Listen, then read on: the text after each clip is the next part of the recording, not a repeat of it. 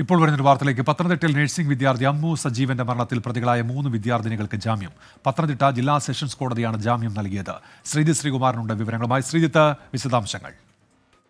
അമ്മു സജീവന്റെ മരണത്തിൽ ദിവസങ്ങളായി 3 പേരും ഇപ്പോൾ ജയിലിൽ കഴിയുകയായിരുന്നു. അതിനുശേഷമാണ് ഏറ്റവും ഒടുവിൽ കോടതി ആദ്യഘട്ടത്തിൽ ഇവരുടെ ജാമ്യാപേക്ഷ തള്ളിയിരുന്നു.